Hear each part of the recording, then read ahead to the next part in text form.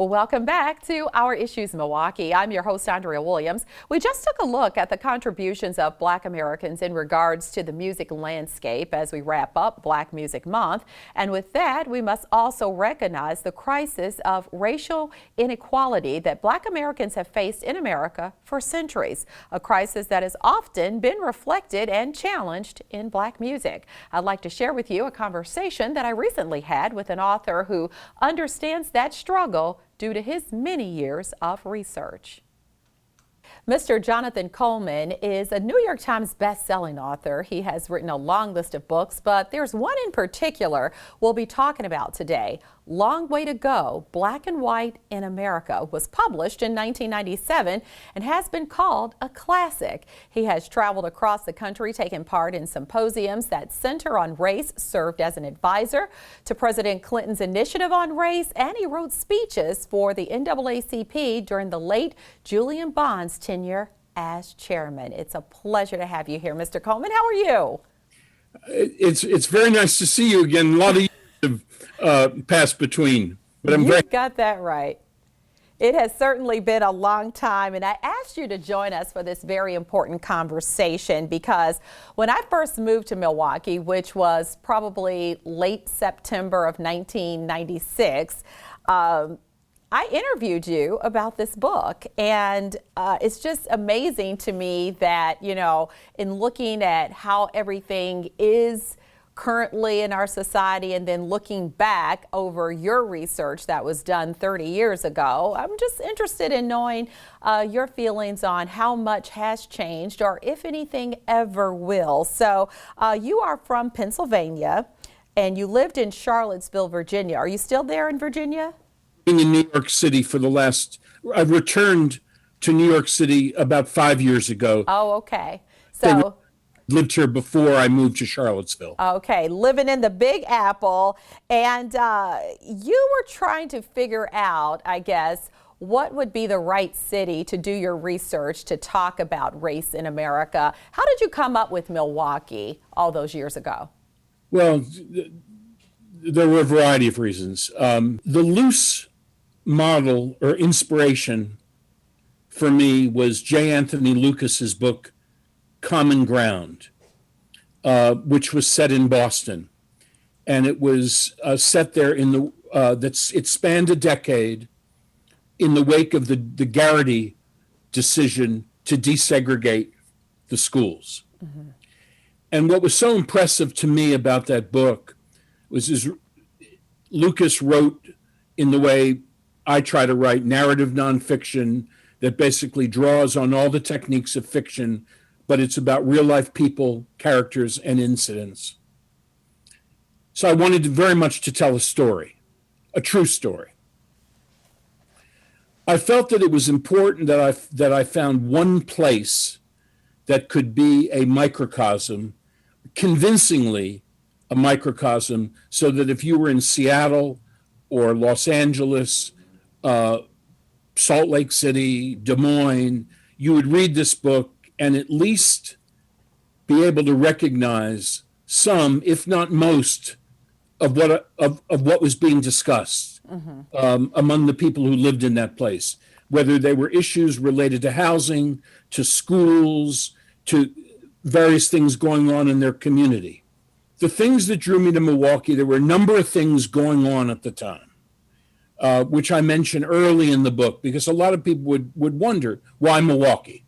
You had an alderman, Michael McGee, who had an office in City Hall, but had actually reformed the Black Panthers into a group called the Black Panther Militia, basically threatening the city of Milwaukee if certain demands weren't met. That's pretty interesting coming from an alderman with a paid position in City Hall. He was featured on 60 Minutes. You saw that. Representative Polly Williams was making her first movements toward instituting school choice and charter schools. That was interesting. There was a push for an Afrocentric curriculum in certain schools, that certain schools in Milwaukee, like Victor Berger, would be turned over to an Afrocentric curriculum. Another educational idea that was very interesting. Sadly, Milwaukee was one of a group of 4 or 5 cities considered not only segregated, but hyper-segregated. It was a city like many northern cities that African Americans had come from the South, migrated north to find very good jobs, very good manufacturing jobs. Those jobs were slowly becoming service jobs and no longer really jobs that you could support a family with. So there were all those factors, and I thought Milwaukee would be a manageably sized city for me to do the story in. And I had some personal biases in that I was a longtime Milwaukee Braves fan, and I'd followed the Braves in the 50s, but I'd never been to Milwaukee. So I really was sort of enamored of the idea of coming to Milwaukee, partly for that reason, so that when I wasn't working, I could go out and see some games at County Stadium. I mean, it can't all be work, Andrea. I liked the fact that there were a lot of different ethnic groups in Milwaukee as well. So those were I would say the main factors that brought me there. But I wouldn't have stayed in Milwaukee unless I stayed around long enough to actually feel, yes, this is the place that will resonate to readers elsewhere. That's the gamble you take when you write about a place and argue or hope that people will see it as a microcosm. Yeah. So how long did you stay here to complete your research? I was there the entire summer of 1991, and then I would come back usually every month for a week for quite a long time. Yeah. Well, like I said early on, I really felt this connection or this reason to contact you.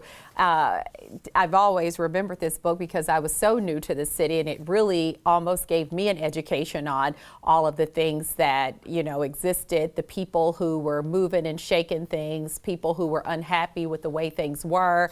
And I kind of picked this out of my library, and I thought, wow, he autographed this September 16, 1997. And just thumbing back through this, it just reminded me, you talk to so many amazing people who have and continue to make a difference here in the city.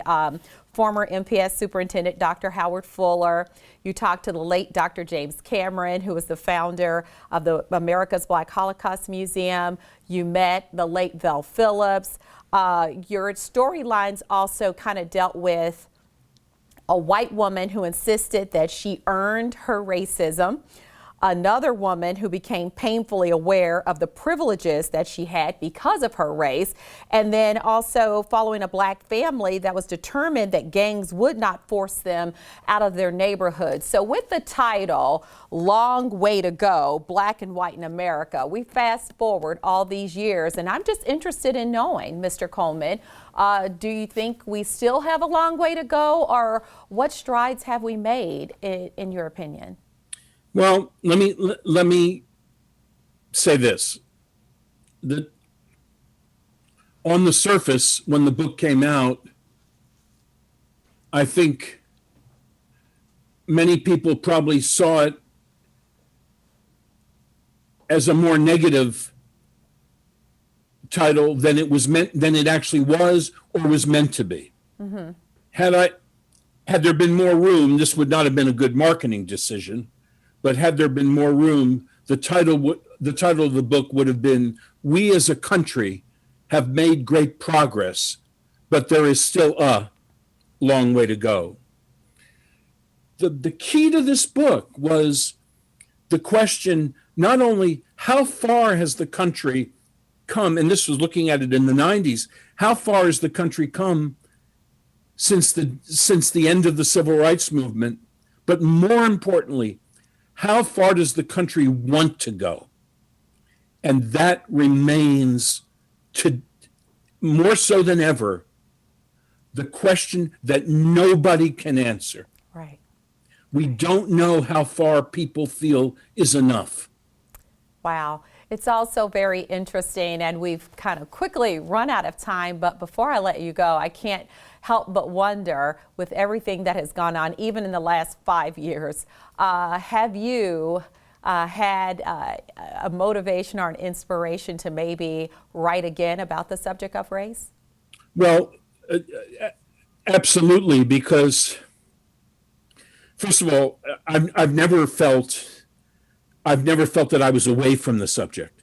I mean, I don't want to be away from the subject, but to bring your viewers up to date, an incident that happened in Texas in 1981 on Juneteenth, which was the primary. I neglected to say this earlier in the call. The primary factor that pushed me forward with Long Way to Go happened on Juneteenth in this small town in Texas on Juneteenth, when 3 black youths, two age 18, one age 19, were arrested at a Juneteenth celebration, put into a rowboat that far exceeded the weight, along with 3 officers, 3 boys, that the weight could carry. 2 of the boys were excellent swimmers. All 3 boys drowned. I wrote about this on the 20th anniversary of the incident, which was 4 years after Long Way to Go came out. I revisited it last year for Slate, and I made a decision 2 months ago that my time couldn't be better spent on trying to find out exactly what happened. And that's where you find me and what I'm in the midst of right now. And I don't know that I'll be able to. The 40th anniversary is in 2 months, and I'm trying, less than 2 months. Wow. I'm trying to put the pieces. There's questions that haven't been answered about handcuffs. Were they handcuffed? Were the handcuffs ever taken off? If 2 of the 3 boys were excellent swimmers, why did all 3 drown? The trial was moved 4 times before it wound up in Dallas. And I'm not the most popular person in the world right now asking these questions yet again in Mejia, Texas. So I on the one hand, don't ever want to be removed from the subject, but more importantly, I would be glad to stop writing about this very glad to stop writing about this if we could ever get to the point that we're meant to get to as a country. Regardless of what other people say, we are meant to get to a certain point, and we aren't there yet. So yes, the title, sadly, is still an apt title. That's it. Long way to go. And I can't tell you how amazing it is to be able to reconnect with you and talk about this book and really see that you still have the same passion that you had 30 years ago when you were here in Milwaukee doing your research. And I really would recommend this book to anyone who has not had a chance to pick it up, because there's so much history just from you doing your research. A lot of the people that you spoke with are no longer with us, and there's just a lot between these 2 covers. So thank you so very much for your time, and keep on keeping on, Mr. Coleman. Andrea, thank you so much for having me. It's been a pleasure. Mr. Jonathan Coleman is the author of the book Long Way to Go and Black and White in America, and all of Mr. Coleman's research and interviews related to Long Way to Go can be found at the Golda Meir Library at the University of Wisconsin-Milwaukee. A very interesting conversation with Mr. Jonathan Coleman, and what a privilege to be able to connect 25 years later. That is going to do it for today's show. I'm your host, Andrea Williams. As always, thank you for watching, and I hope you join us again next week as we take another look at Our Issues Milwaukee. Have a great day.